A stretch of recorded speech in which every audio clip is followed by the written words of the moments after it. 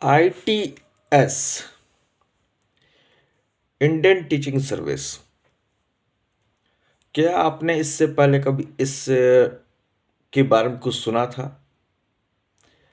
कभी इसके बारे में कोई वीडियो या किसी मीडिया के हवाले से या कभी किसी के बीच में इस शब्द को सुना था? ITS इंडियन टीचिंग सर्विस आखिर ये क्या है और क्या काम करता है? बहुत सारे ऐसे सवाल हैं जो आपके मन में आ रहे होंगे। तो दोस्तों, अगर मैं बात करूं इंडियन टीचिंग सर्विस की, तो ये एक विचार थी, एक सोच थी कि भारत में ITS होना चाहिए, क्योंकि भारत की जो व्यवस्था है और जो भारत की शिक्षा व्यवस्था है उसमें ITS जो है एक बहुत बड़ा रोल प्ले कर सकता है। लेकिन उसके ना होने की वजह से आज जो आप शिक्षा व्यवस्था की स्थिति देख रहे हैं, भारत के स्कूलों में जो स्टैंडर्ड हो चुका है शिक्षकों का, सिलेबस का और एग्जाम का, अगर उसको कोई बचा सकता है तो वो है ITS। हालांकि इसके बारे में कभी गंभीरता से सोचा नहीं गया और मैंने बहुत सारे डिबेट्स देखे हैं, बहुत सारे न्यूज़ चैनल्स वगैरह देखे, लेकिन आज तक इसके बारे में मैंने कहीं कोई जिक्र तक नहीं सुना, सिवाय दो लोग को छोड़ के, जिसमें से एक नाम जो है मुझे ध्यान आता है, वो प्रकाश झा जी का। और उनके मुंह से मैंने ये वर्ड सुना था और मुझे लगा था कि वाकई ये जो इंसान है बहुत सही बात बोल रहे हैं। और फिर जो है दूसरी बार ये मैंने सुना था श्री विकास दिव्यकीर्ति सर के एक इंटरव्यू में उनसे मैंने सुना था। तो मैंने एक दो बार इसके बारे में सुना, लेकिन मुझे लगा कि हाँ, इस पर कुछ काम होना चाहिए था।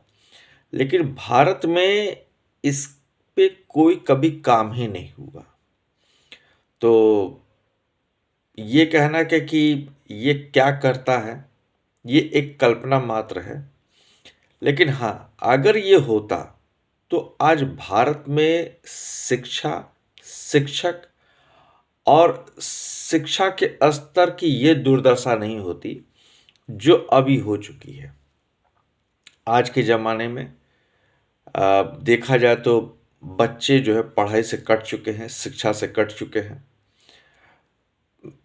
दिन पे दिन जो शिक्षा व्यवस्था है वो वो आउटपुट नहीं दे पा रही है जिसकी ज़रूरत आज भारत को है। खास तौर से स्किल डेवलपमेंट पे अब लगभग लगभग आप ये मान के चले कि जो कोई भी बोर्ड हो, चाहे CBSE, ICSE, कोई भी बोर्ड हो, वो पिछड़ चुका है। वो ना तो इतने टेक्निकल, इतने स्किल्ड, इतने एक्सपर्ट बच्चों को पैदा कर रहा है जो आने वाले समय में AI को समझ सकें, GI को समझ सकें या किसी भी तरीके की टेक्नोलॉजी को समझ सके। हर स्कूल बस खाना पूर्ति करने में लग गया है। टीचर की स्थिति किसी से छुपी नहीं है, उससे कोई भी हड़का देता है, कुछ भी है उसके साथ जो है। आज के दौर में देखा जाए तो बच्चे जो है सपने देखते हैं IAS IPS बनने के, डॉक्टर इंजीनियर्स बनने के, लेकिन आज किसी भी स्कूल में आप चले जाएं और टीचर अगर कहेगा कि क्या तुम आगे चल के टीचर बनना चाहोगे, तो बच्चों के लिए ये एक विकल्प मात्र है, इससे ज़्यादा कुछ नहीं है। अगर कुछ नहीं है तो फिर वो टीचर बन जाएगा, नहीं तो वो ना बने, वो उससे भी बेहतर कुछ और वो करे। खैर, इस पर तो कभी चर्चा होगी। लेकिन आप कल्पना करके देखें कि अगर भारत में ITS आज होता और उसको वो पावर दिए जाते जो एक IAS IPS को दिए जाते हैं, तो आज हर बच्चा ITS क्वालिफाई करने की कोशिश करता। और यकीन मानिए, इसका जो प्रभाव पड़ता समाज पे वो कहीं ज़्यादा तगड़ा होता इसकी तुलना में कि आज हमारे देश में शिक्षा व्यवस्था को बीएसए या स्कूल के प्रिंसिपल ये चला रहे हैं। किस तरीके से चलाते हैं आपको पता ही है, इसमें कुछ छिपाने वाली बात नहीं है। लेकिन मेरा मानना है कि जिस तरीके से ऑल इंडिया लेवल पे एक कैग अथॉरिटी होती है, controller and auditor general of India, और जिसके कारण आज भी इस देश में लोग घोटाला करने से या किसी तरीके से एम्बेजलमेंट करने से डरते हैं, स्कैम करने से डरते हैं। तो जो ये बहुत बड़ा एक स्कैम चल रहा है शिक्षा व्यवस्था में, वो शायद ना होता अगर भारत में आज आईटीएस होता। तो बहुत सारे लोग जो इस विषय में बात करते हैं, बहुत सारे मतलब जो हैं और जिनको इसके बारे में इसका अंदाजा है, वो ये कहते जरूर हैं कि सिविल सर्विस को लाने से पहले भारत में आईटीएस को लाना चाहिए था, जो नहीं आया। खैर, दूसरा मौका तब था जब देश आज़ाद हुआ। अभी भी सरकार न्यू एजुकेशन पॉलिसी ला रही है, सरकार जो है शिक्षा व्यवस्था में और भी बदलाव कर रही है, लेकिन न जाने क्यों ये ऐसा विषय है जिसके बारे में कभी मैंने कोई चर्चा नहीं सुनी है, सिवाय दो लोगों को चर्चा करते हुए। और हो सकता है कि मैं इसमें तीसरा व्यक्ति हूं जिसके माध्यम से आप लोग इसके बारे में जान रहे हो। लेकिन मुझे लगता है कि जिस तरीके से इस देश में बेरोजगारी की, महंगाई की और आतंकवाद की, इस तरह के जो ज्वलनशील मुद्दे हैं, इस तरह के जो डिबेट्स होते हैं या इस तरह की चीज़ों पे जो गहमा-गहमी बहस बहस होते हैं, इस पे होना चाहिए और हर किसी को इस पे सोचना चाहिए कि आखिर ये क्यों नहीं बना। आप सोचिए कि क्या व्यवस्था होती कि अगर एक आईटीएस होता जिले में और वो उसके कंट्रोल में उस जिले के सारे स्कूल होते हैं और वो हर स्कूल में एक आईटीएस के अंडर में एक ऑफिसर अगर नियुक्त कर पाता, तो यकीन मानिए आपको फिर इस देश में कंपटीशन लाने की जरूरत नहीं पड़ती, आपको इस देश में कॉम्पिटिटिव एग्जाम कराने की जरूरत नहीं पड़ती, युवाओं में इतना बड़े स्तर पर बेरोजगारी दर नहीं होता, लोगों के अंदर शिक्षा को लेके एक उत्साह होता, लोग शिक्षा लेने के बाद, एजुकेशन लेने के बाद डिग्री लेके भटक नहीं रहे होते।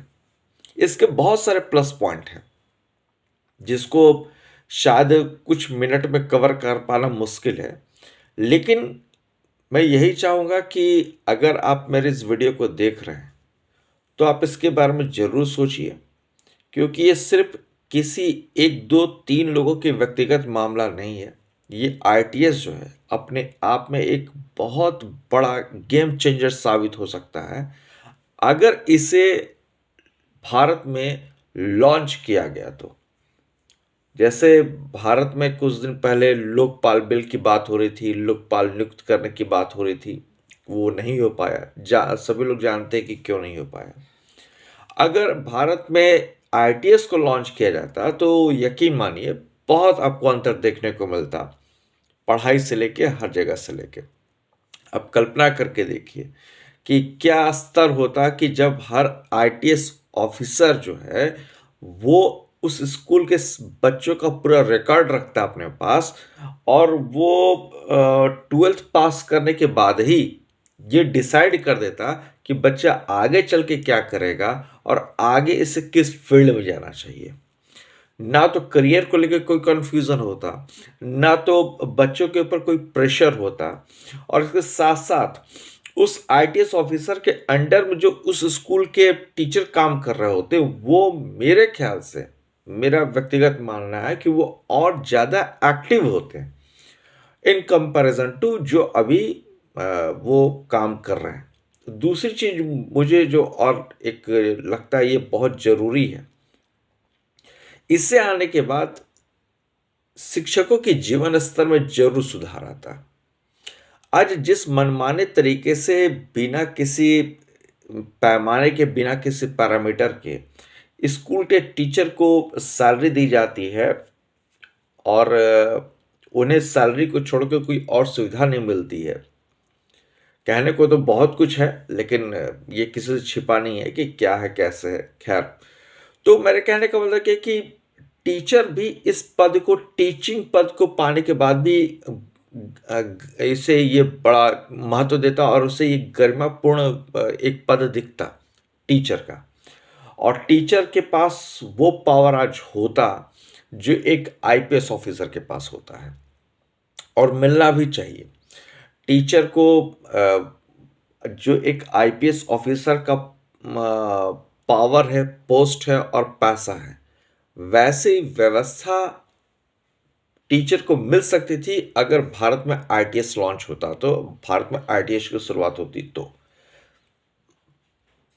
आप यकीन मानिए, एक आईपीएस ऑफिसर को जो सैलरी मिलती है, वो कहने को वो लाख रुपए तक की उसकी सैलरी बनती है, लेकिन अगर सैलरी के अलावा जो उसको बेनिफिट्स मिलते हैं, वो तो इतने ज़्यादा हैं कि किसी कॉरपोरेट के सीईओ को उतना नहीं मिलता होगा। अगर आप उसे ऐड कर लें तो बहुत बेनिफिट है। उसे पूरा एक बैंगलो मिलता है रहने के लिए, उसे गाड़ी में तेल वगैरह से लेके 10 पुलिस के जवान उसे मिलते हैं एक आईपीएस ऑफिसर को। इसके अलावे न जाने कितने पर्क्स उसको मिलते हैं। अब सोचिए, उस आईपीएस ऑफिसर को भी तो किसी टीचर ने ही तैयार किया होगा। वो आईपीएस ऑफिसर या आईएएस ऑफिसर जो है, वो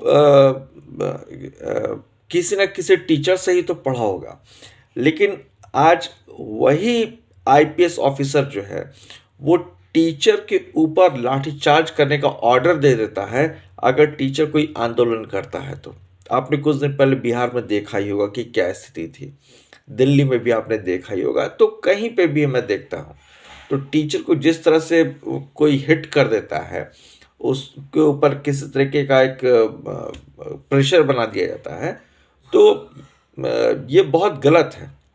लेकिन खैर, अब जो भी है, लेकिन मुझे लगता है कि इसके बारे में सबको सोचना चाहिए और गंभीरता से सोचना चाहिए, क्योंकि ये कोई छोटी बात नहीं है। और भविष्य में मैं चाहूँगा कि भविष्य में अगर हम अपने एजुकेशन सिस्टम को बेहतर करना चाहते हैं, तो बाकी जो सरकार काम कर रही है, डैट इज़ टोटली अप्रिशिएट करने वाली चीज़ें हैं। मैं उसकी सराहना करता हूँ, अप्रिशिएट करना एडमायरेबल चीज़ें हैं।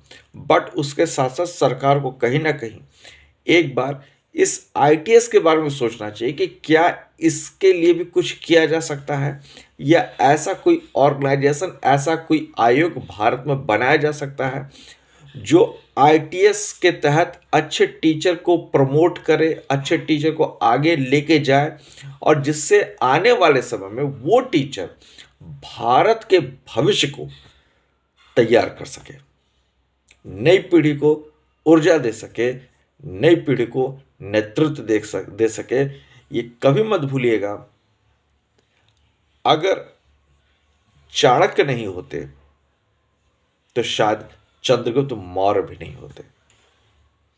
इसलिए बहुत जरूरी है आज के समय भी वैसे चाणक्य की, क्योंकि इस देश को अब एक नहीं, कई सारे चंद्रगुप्त मौर्य की जरूरत है। धन्यवाद।